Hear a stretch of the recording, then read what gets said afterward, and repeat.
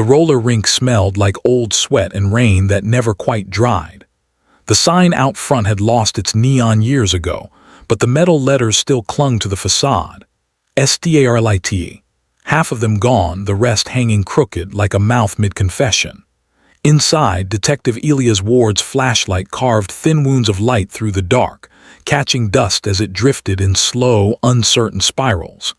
The air was cold enough to bite, yet thick, padded, the way sound feels just before you start to cry. Every step echoed back at him, a little too late, as if the building were remembering how to answer. Here, the music had stopped for Mara Ellison. She'd been 18 in the spring of 2005, a track star with a crooked smile and a habit of doodling birds in the margins of her notebooks. The daughter of a church deacon and a grocery clerk, she'd worked nights at the diner on Main, saving tips in a chipped blue mug for an art school in Chicago that no one in town believed she'd actually reach. She wore her dark hair in a loose braid that unraveled by lunchtime and carried a sketchbook everywhere, even to youth group. Even to the Starlite Roller Rink on the night she vanished. Elias directed his flashlight toward the far end of the rink, where the walls peeled like sunburned skin. The mural, once a garish explosion of stars and streaking comets, had faded to bruised smears of color. The disco ball hung above, blind and inert, each small mirror cloudy with neglect. It shifted slightly in the wind, sneaking through broken windows, scattering faint, ghostly geometries across the warped floor. He swallowed hard. The silence here wasn't empty. It was layered, like sediment, built from all the nights the town had tried not to think about what happened, yet secretly did. Laughter and pop songs and wheels on varnished wood were buried under the one solid fact that remained. Mara had walked out of this place, and then she had simply ceased. No body, no note, no witnesses who could say more than she was there and then she was. Just her car left in the gravel lot, driver's side door closed, the faint smell of her strawberry lip balm on the steering wheel. And Elias Ward, 22 back then, a volunteer deputy with a borrowed badge and a stupid, private memory he'd never told anyone. Mara leaning against the counter at the diner, sketchbook open, asking him what it felt like to want to leave and actually be able to. "I don't know," he'd said, because he hadn't left. He still hadn't. He moved farther in, boots scratching over discarded soda cups, a rusted keychain shaped like a skate, a faded flyer announcing Friday night glow party, April 15, 2005. The date hit him like a slap. The ink was almost gone, but he didn't need it to read what it said. He carried that date inside him like a splinter he'd never managed to dig out. His breath fogged in the beam of the flashlight. The rink answered him only with its own small noises. A drip somewhere in the dark, the creak of cooling metal, the faint shudder of the disco ball above as the wind worried at the building's bones. In the center of the rink, he stopped and turned off the light. Darkness fell like a curtain.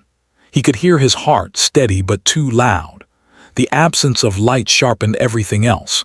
The faint stench of mold, the whisper of air slipping under the doors, the distant hum of the highway half a mile away. The town was out there, asleep or pretending to be, its lamplit streets and familiar kitchens turning the memory of this place into something almost mythic. But here, in the blind hollow of the starlight, time hadn't moved forward. It had just sunk slowly, like a stone in deep water. "Mara," he said into the dark, and the name sounded wrong in his own voice, too formal, too late. It swallowed itself almost immediately, devoured by the empty ceiling and cracked walls. There was a time he'd come here every year on the anniversary of her disappearance, standing in the parking lot, hands shoved in his pockets, telling himself it was just to stay familiar with the scene. That lie had worn out long before the town stopped whispering about Mara Ellison and started whispering about other things. Foreclosures, fentanyl, the Walmart that never came. But now the case file lay open on his desk again. Now his captain wanted him to look at it with fresh eyes, because something had surfaced that shouldn't exist. Something that cracked the thin ice of acceptance the town had walked on for 20 years. Elias flicked the light back on, pupils contracting sharply. The rink resolved into fragments: blistered paint, abandoned chairs, a single roller skate lodged between two warped boards. He found himself staring at it, at the way the laces trailed off across the floor like a sentence that had never been finished. He walked back to the exit slowly, each step a small surrender. Outside, the March wind of Kansas slipped around him, dry and relentless, carrying the smell of turned soil from distant fields. The sky was a vast, indifferent bruise. The town lights glimmered low on the horizon, a constellation of tiny, stubborn flames. As he locked the chain on the door, he realized the quiet here carried a shape, a pressure. It wasn't the silence of nothing happening. It was the silence of something waiting to be acknowledged. The kind of silence that knew more about him than he wanted to admit. 2. Old Disappearance resurfaces after discovery of symbolic object. It began again with a box that should have stayed buried. The evidence room in the county sheriff's office was a basement that smelled like paper and rust and second-hand regret. Fluorescent tubes buzzed overhead with an insect's insistence, washing everything in a sickly, humming pallor. Metal shelves lined the concrete walls, filled with cardboard boxes labeled in black marker: Burglary 2013, DUI 2019, Domestic 2011.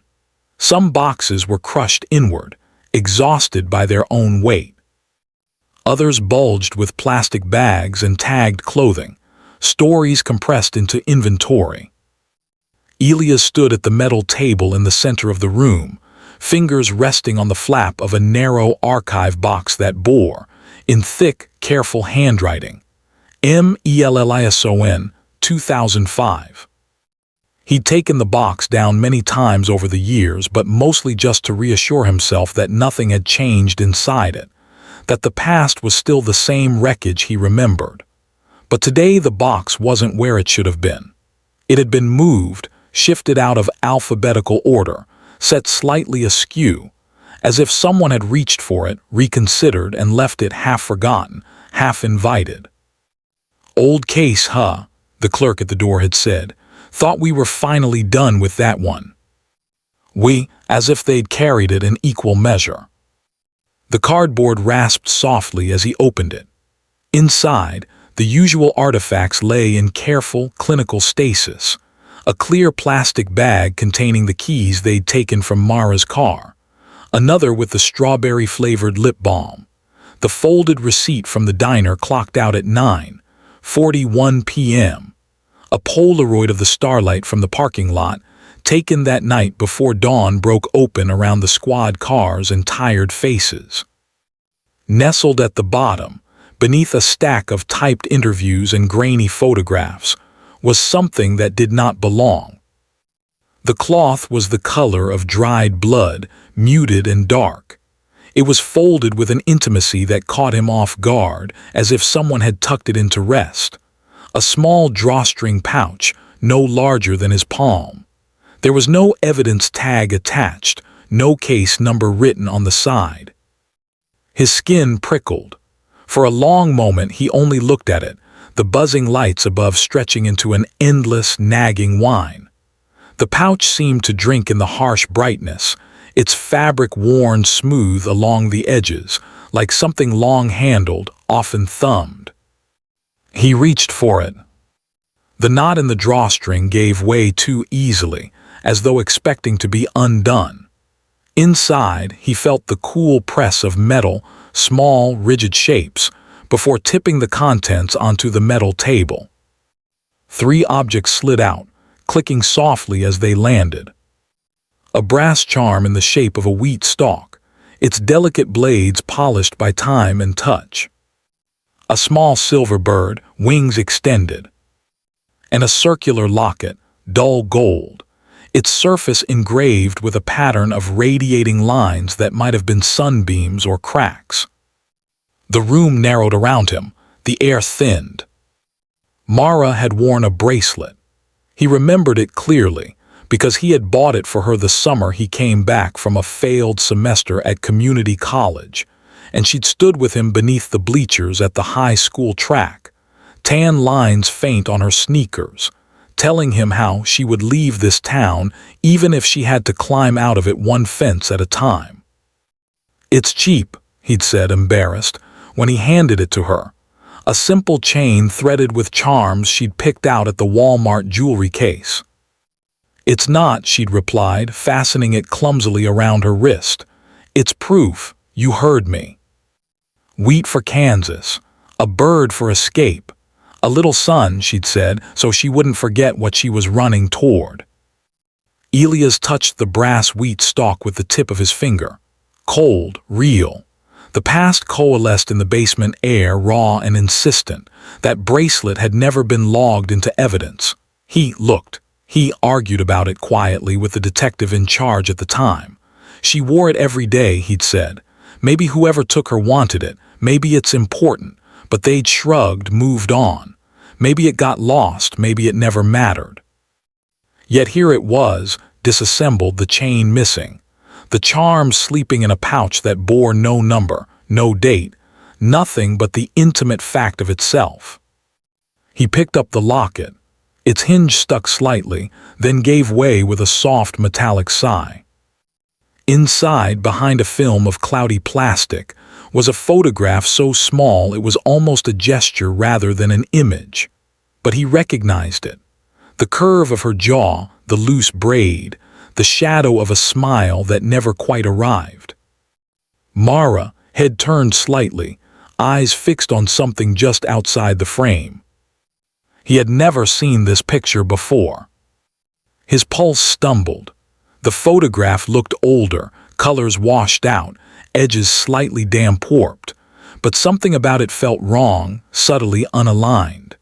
He forced himself to examine it carefully, his mind cataloging details even as another part of him recoiled. In the blurred background, behind Mara's shoulder, a sign floated into focus just enough to be legible. Grand Ariopianingi, Starlite Roller Rink, August 2012. The date slammed into him like a fist to the chest.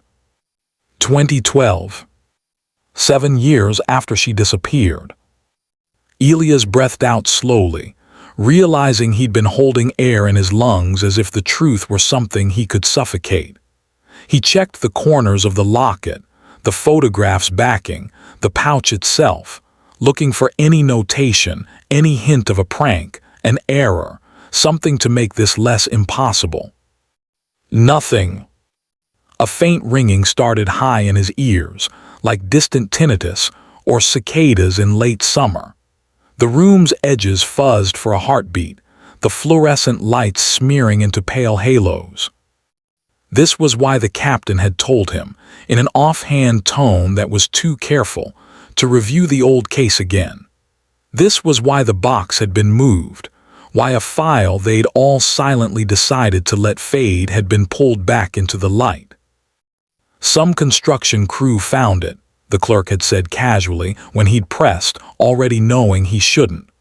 Locket turned up under the old bleachers at the fairground. Kids used to sneak off there. They didn't know which case it belonged to, so they sent it down here. Captain matched the picture. Construction. Bleachers. The fairground where the town still held its summer carnival, where Mara had once sketched the Ferris wheel like it was a portal. He closed the locket carefully, the click of the hinge too loud, too sharp. If the photograph was genuine, it meant one of two things, both of them bad. Either Mara had been alive long after they'd declared her gone, or someone was playing a very deliberate game with the ghost of an 18-year-old girl, and the man who'd never really stopped looking for her. He drew the pouch toward him and refolded it, not because it needed protection, but because he needed the motion, hands busy, mind trying to claw its way back to the hard ground of procedure. Evidence, chain of custody, forensic analysis of the photograph, the locket's metal, the fibers on the pouch, statements from the construction crew, security footage if any existed at the fairground. He knew the steps, had lived inside them for years. Yet beneath the well-worn rhythm of duty, another beat pulsed, uneven, urgent. Why had it been him the captain called into the office? Why had the locket not gone to another detective for a fresh set of eyes, unburdened by 20 years of failure and what if? Because everyone knew. Small towns had no real secrets, only things not formally acknowledged. He was not just the investigator on Mara Ellison's cold case. He had been its quiet, persistent ghost. 3 investigator shows personal involvement, mixing duty with obsession. The first thing Elias did, against every guideline he'd been taught, was not to log the new items into the evidence system. He told himself it was temporary, just until he could get the photographs scanned and examined without the gossip mill whirring to life, without the captain reassigning the case to someone fresher, cleaner. But he knew that wasn't the whole truth. The urge felt older than his badge, older even than the official case file. It felt like the night he'd stood outside Mara's house in 2005, watching the porch light burn long after her parents had gone to bed, trying to convince himself to knock and failing. He slipped the pouch into the inner pocket of his coat, the weight of the charms a small, undeniable presence against his ribs. The hallway upstairs was a narrow artery of peeling paint and worn linoleum. Daylight pushed, pale and unwilling, through the high windows, stripping the floor in dull rectangles. Most of the desks in the squad room were empty at this hour. A coffee machine burbled faintly in the corner, its burnt smell stretching like a tired hand over the morning. On his desk, the Mara Ellison file rested open, its pages fanned like the ribs of some long-dead animal. Newspaper clippings, photocopied statements, a map with circles and dates. He'd gone through it so often that he no longer saw paper at first glance, only failures suspended in ink. He dropped into his chair, the springs complaining softly, and stared at the clutter of his own life. A chipped mug, its ring of dried coffee like a small eclipse. A photo of his sister's kids at the zoo, taped askew. The corner of an old Polaroid trapped beneath his keyboard. His eye snagged there on that last detail. The Polaroid. He slid it free. Mara again, this time at the diner. Someone else had taken this one, probably one of the other waitresses, with the clumsy flash and click of disposable cameras popular in 2005. She was in motion in the captured instant, turning her head, hair fraying out of its braid, a pad and pen in one hand. The neon open sign behind her flooded the edges of her figure with a faint, ghostly halo. His chest tightened. How many times had he looked at this image? Yet it still felt like an intrusion, some days, to see her frozen mid-sentence, lips parted as if she might continue the conversation if he only waited long enough. He set the Polaroid down beside the locket, which he'd withdrawn from his pocket and laid, closed, on the desk. 2 versions of her, separated by years and questions he was afraid to articulate. Duty said, call the lab, log the evidence, schedule time with the captain, write the report. Obsession said, don't let this out of your hands, not yet, not after they left her behind the first time. He pinched the bridge of his nose. A dull ache lived there now, a permanent tenant. When he closed his eyes, the 2 images floated and overlapped, Mara in the diner, Mara in the tiny locket frame, a ghost flickering between incarnations. He remembered the night she disappeared too clearly to trust it.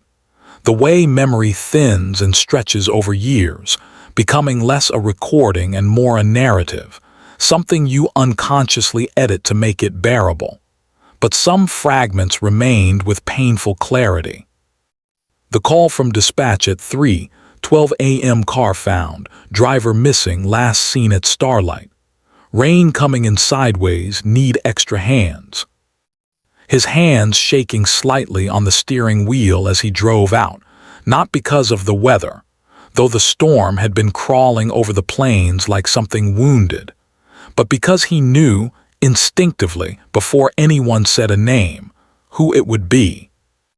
The sick, sharp hope that she'd just run off, that she decided, impulsively, to leave town that very night, maybe with some boy no one knew about, and that her car breaking down was the worst of it. Missing did not have to mean gone. He'd clung to that for exactly 9 minutes, until he'd stepped into the beam of the squad car lights in the gravel lot and seen the abandoned vehicle, the keys on the seat, the driver's door closed as neatly as if it had been staged for a photograph. Now, 20 years later, the same nausea rolled through him, diluted but persistent. He flipped through the file until his finger snagged on the page with his own name typed near the top. Statement: Deputy Elias Ward. Reading it felt like eavesdropping on the younger version of himself, a stranger whose choices he still carried. I saw Mara at the diner at approximately 9:00 p.m. She seemed in normal spirits. She mentioned she was going to the Starlite after her shift. He had left out the part where she'd asked if he ever thought about just walking out of his life. He had omitted her quiet request. Would you drive me someday? Just keep going, don't stop at any lights until we're across the state line. It hadn't felt relevant at the time, or maybe it had felt too relevant. That omission sat in his gut, now like a swallowed stone. A soft knock at the edge of his mental retreat. You dive back into that file, Ward. Captain Henley's voice was low, almost amused from the doorway. Elias lifted his gaze. Henley was leaning against the jam heavyset, his shirt a little too tight at the buttons. His eyes, however, were sharp, weighing. Thought I'd refresh myself, Elias said, making his tone neutral. Henley's gaze dropped to the desk, taking in the spread of papers, the Polaroid, the closed locket. He didn't comment on the last item, but his left eyebrow gave the slightest twitch, an almost perceptible signal that he saw more than he chose to say. Construction crew at the fairground turned in a Locket, Henley said slowly. Labs backed up. Figured you want first look, given your history with the case. There it was, the polite euphemism for what the whole town knew, that Elias Ward had never stopped moving the pieces of 2005 around in his head, as if the right arrangement might somehow rewind the night. It might be nothing, Henley added. Some kid's trinket, but the girl in the picture, he trailed off, letting the unfinished sentence hang between them.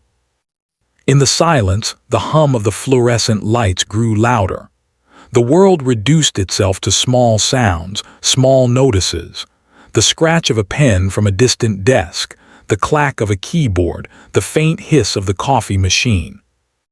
You want it off my desk, Elias asked. He meant, do you want me off this case? Henley scratched at his jaw. Officially, we treat it as new evidence in a cold case. Unofficially, his eyes locked onto Elias. I'm not blind, Ward, you're closer to this than most. I'm counting on that, to a point. To a point, Elias repeated, tasting the border in the phrase. You start seeing what you want to see instead of what's there, Henley said quietly. I pull you. No arguments, understood. Elias swallowed, understood. Henley grunted, pushed off the doorframe and walked away, leaving the air behind him heavier than before. Alone again, Elias opened the locket and set it beside the Polaroid, their edges almost touching. He searched Mara's eyes in both images, as if some secret message might have been left there for him alone. The irrational thought came, uninvited, embarrassing, that she was looking at him, through time and emulsion, with a kind of tired disappointment. He shook his head, annoyed at himself. Projection, guilt, the mind's clumsy attempts to punish itself. Still, he couldn't deny the way his chest clenched, the way his pulse crawled just under his skin. This wasn't just a case. It never had been, no matter how he tried to speak about it in the clean, flat language of reports and procedure. Outside the station window, the wind worried at the flag in front of the building, snapping it open and shut in restless bursts. Sunlight struggled through a thin veil of clouds, making the town's brick storefronts glow a sallow, exhausted red. 20 years of cracks in sidewalks, of paint peeling off shutters, of for sale signs coming and going. Mara should have been 38 now. The thought came unbidden, crossing his mind like a shadow. Maybe she would have left and then come back like so many others, her edges smoothed by distance and time. Maybe she would have married, had children whose faces he'd know only by chance, seeing them at the grocery store, at the county fair. Instead, she existed only in fragments. A police file, a handful of fading photographs, the private guilt of a man who had never answered her request to drive. He leaned back in his chair, the Locket's chain short, broken, sliding against the wood of the desk with a faint, metallic whisper. "Okay," he said softly, not sure to whom he was speaking, Mara himself or the town. "We'll look again." Duty had spoken. Obsession smiled, thin and exhausted, and settled in beside it. Mara Ellison still kept the porch light on. It glowed weakly against the Kansas dusk, a 40-watt bulb trembling inside a dented metal sconce, its glow spreading no further than the chipped welcome mat. Even after 20 years, the Ellison house seemed suspended in the exact emotional season of Mara's disappearance, caught somewhere between spring hope and winter grief, unable to move either forward or back. The wind had peeled the white paint from the siding in thin curls, revealing long, gray patches beneath like exposed nerves. Elias parked across the street, letting the engine tick itself to silence. For years he'd avoided coming here directly. Phone calls on anniversaries, quick, professional visits when he'd been asked. He'd always stayed on the periphery, careful not to step inside the circle of the Ellisons' quiet, persistent sorrow. Tonight, though, the new evidence sat in his coat like a pulse, pushing him toward the porch with a kind of reluctant inevitability. Mara opened the door before he knocked. She had always been thin, but now she looked almost translucent in places. Cheekbones sharp, wrists delicate, a body made mostly of memory and will. Her hair, once a warm brown like Mara's, had faded to white strands gathered loosely at the nape of her neck. Her eyes, however, were unchanged, clear, ocean-dark, watchful. "You're carrying the file again," she said, instead of a greeting. Elias swallowed. "I am." "Should I worry," she continued softly, "or should I hope?" The question landed with the weight of a confession. In all the years he'd known her, Mara Ellison had never once asked him for hope outright. She'd never pleaded, never bargained, never tried to wring answers from him he didn't have. She had simply lived with the absence, letting it shape her days like a shadow. "Maybe neither," he said honestly. "Maybe both." Mara stepped aside. "Come in." The Ellison home felt exactly as he remembered, a place where time collected like dust, heavy on certain shelves but untouched on others.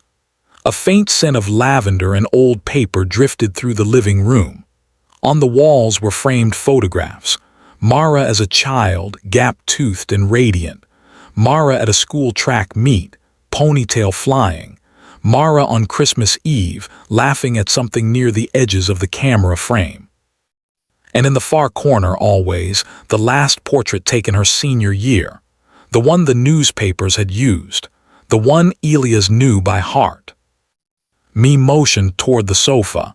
"Your captain called earlier," she said quietly. He said you'd be reopening the case. His pulse stumbled. He shouldn't have. I told him it was about time. She folded her hands together, fingers trembling faintly. What did they find? Elias withdrew the locket, placing it gently between them on the coffee table. Me stared at it, not touching, as if doing so might collapse something fragile inside her. That's hers, she whispered. He nodded, the charms too, her bracelet. She pressed her knuckles to her lips, eyes closing. For a moment, no sound existed except the faint hum of the refrigerator in the adjacent kitchen and the shifting of the house's old bones. When she finally spoke, her voice was almost inaudible. Where? Under the bleachers at the fairground. He kept his tone steady, though the details still tangled in his mind with raw unease. A construction crew found it last month. Me opened her eyes. Someone came back there after she was gone. Elias felt the truth of that statement move through him like a cold current. He didn't know if the person who left the locket was Mara or someone else, but either way, the message was deliberate. Before he could respond, footsteps sounded from the hallway. Mara Ellison entered slowly, leaning heavily on the doorframe. Aging had not softened him. Grief had carved him hollow, drying out something warm beneath the surface. His once powerful shoulders had rounded inward, as if protecting a wound no one could see.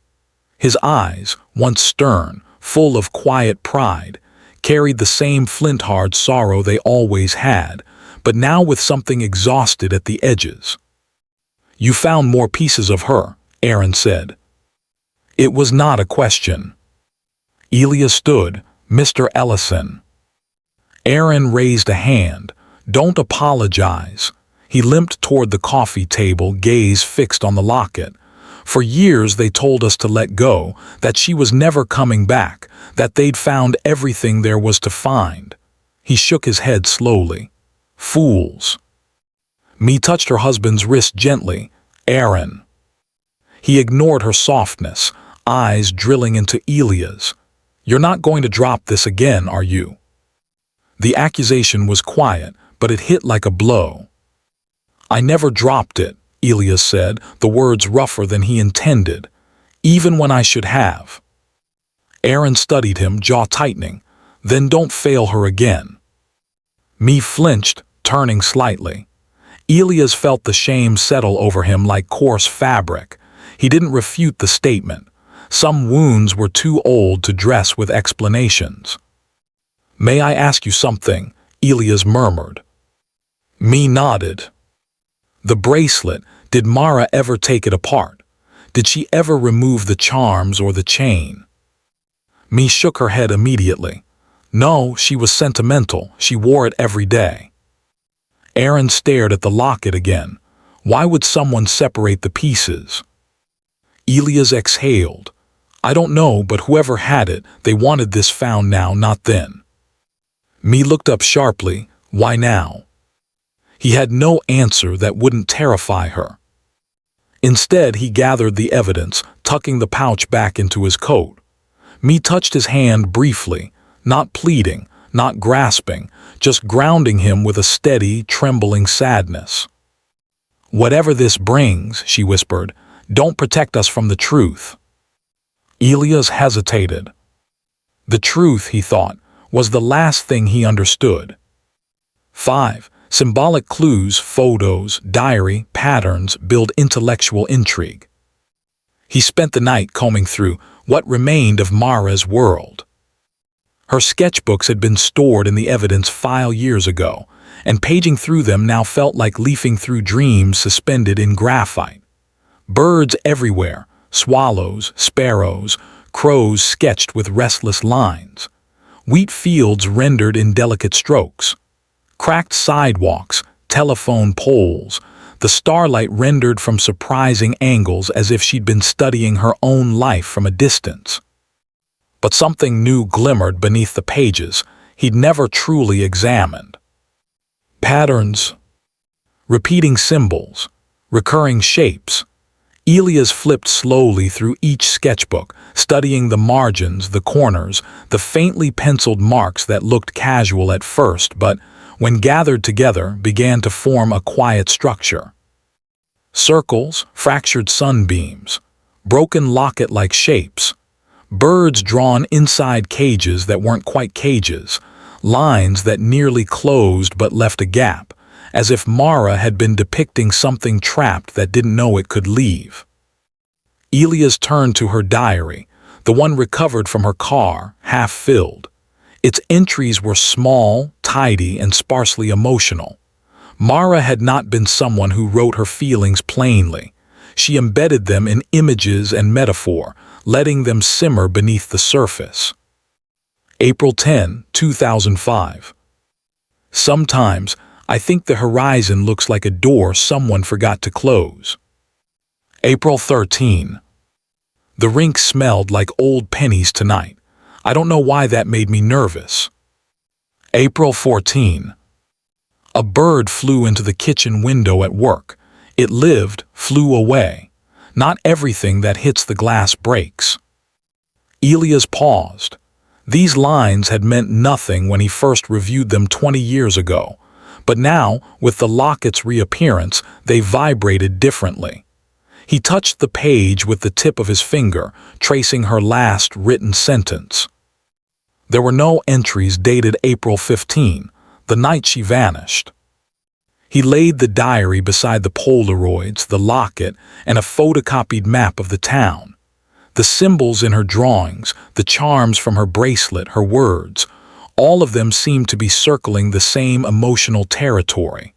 A longing for escape, a fear she didn't name, a sense of being observed, perhaps even followed, but not in ways obvious enough to write plainly. He looked again at the Locket photograph. The odd, soft quality of the background, the faint distortion in the sign announcing the rink's reopening. Was it a real photograph, a composite, a cruel fabrication? Or had someone taken Mara's imagery, her sunbursts, her fractured circles, and folded them into a new psychological riddle meant specifically for him? He pulled out a fresh notepad. Wrote, CHARMS equals symbols, wheat, bird, sun. Sketches equals fragmented sun cage shapes. Locket equals radiating lines, right arrow, same pattern. Photo equals impossible date, intent, not accident. Message. For me or for herself? The thought he had avoided returned, colder this time. Someone understands how he thinks. Someone wants him off balance. He colored one of the circles absently, shading in its broken edge, watching it darken under his pencil. The gap in the circle, small, deliberate, felt like an answer he wasn't ready to hear. 6. Twist questions investigator's perception, blurring truth and delusion. The first hallucination, if that's what it was, came near dawn. Elias had spent the night in his office, eyes burning, every paper spread across his desk like a second skin. He replayed the photograph repeatedly, zooming in until the pixels bled into one another. The sign's date, the angle of the light, the faint, almost imperceptible shape near the edge of the frame, a shape that looked, impossibly, like a shadow of someone standing just outside the shot. A shape that might have been him. He brushed that thought away. He was exhausted. He was seeing what he feared or what he wanted. When he stepped into the hallway to clear his head, the building felt unusually quiet, an emptiness deeper than the typical early morning lull. The lights seemed dimmer, flickering slightly at the far end of the corridor. He walked toward the bathroom, rubbing his eyes. Halfway there he froze. A girl stood by the water fountain, lean, hair in a loose braid, wearing a light jacket, head tilted slightly down as though studying something in her hand. A sketchbook. For one desperate, impossible second, the entire world held its breath. Mara. His voice cracked in the echoing corridor. The girl lifted her head. Her face was wrong. Her eyes were hollow in ways no living person's eyes were. Her outline felt unstable like heat shimmer above asphalt. She opened her mouth, but no sound came out, only a thin whisper of air like pages turning. Elias blinked. She was gone.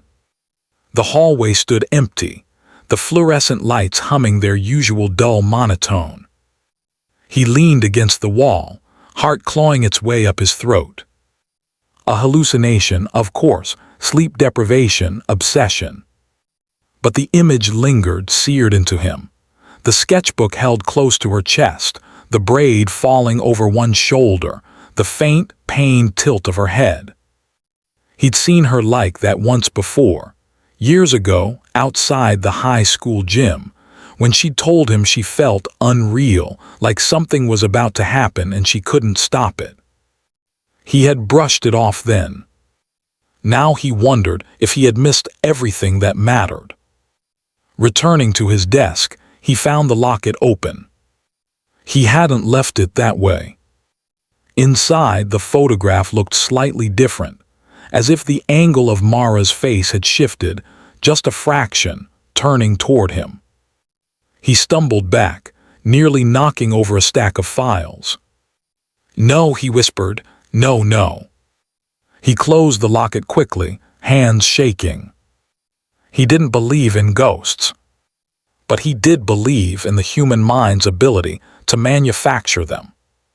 He sat heavily in his chair, chest tight. Was he being manipulated? Was he losing the thin thread of objectivity he had left? Was the locket a fabrication meant to exploit the weakness everyone in town knew he carried? Or was the weakness not the result, but the reason? Somewhere deep inside him, a thought whispered, "Maybe you don't want the truth. Maybe you want her back in the only way she can return, broken, impossible, halfway between memory and apparition." He pressed his palms into his eyes. He didn't know what he believed anymore. 7. Ending feels haunting and unresolved. Truth brings no peace. The resolution came quietly, like everything in this case had. A man arrested, 20 years too late. The fairground lead had cracked open the old, rotting story. A drifter who'd worked maintenance in 2005, disappeared for months afterward, resurfaced in Oklahoma under a false name. DNA found under the bleachers. A confession offered in fragmented, trembling pieces. "We argued," he said. "She was scared, I didn't mean." The words collapsed into sobs. Elias listened from behind the one-way glass, feeling very little. Relief didn't come. Satisfaction didn't come. Just a slow sinking in his chest, like sediment settling in water. After the arrest, after the paperwork, after the press release. Kansas 2005 cold case solved. Arrest shocks community. He drove to the Starlite one last time. The rink stood silent, wind sweeping dust across the parking lot. The sun slid low behind it, casting a long, thin shadow like a dark finger pointing toward nothing. Elias stepped inside the broken double doors. The air felt different, emptier now, not with possibility, but with the hollow ache of truth finally spoken aloud. The disco ball hung motionless. The floor creaked softly beneath him. He walked to the center of the rink. Closed his eyes. The case was solved. Mara was dead. Her killer was in custody. The town would rest easier. Her parents would grieve with direction instead of drifting. Justice in its blunt, inadequate way had been served. And yet, he felt no peace. Only an echo, a faint, lingering impression of a girl with a sketchbook and a mismatched bracelet leaning against a diner counter. A girl who had looked at him as though he understood something he never managed to say aloud. He imagined her standing beside him now, head tilted, braid fraying. Not accusing, not forgiving, just present. A reminder. He placed the locket on the center of the floor, turned off his flashlight. Darkness curled slowly around him, soft and complete. Somewhere in the hollow quiet, he thought he heard the faintest whisper of wheels on varnished wood. Not real, impossible, just memory looping in on itself. He exhaled. Sorry, he said into the dark, not to the town, not to the case. To her. The silence accepted it without comment, without mercy. When he stepped back into the cold Kansas wind, the night felt larger, unending. The case was closed. But the quiet inside him remained, a wound that would never fully heal, a truth without comfort. Some stories end. Others echo. Mara's echoed through him still, soft as breath, sharp as broken light. And it did not fade.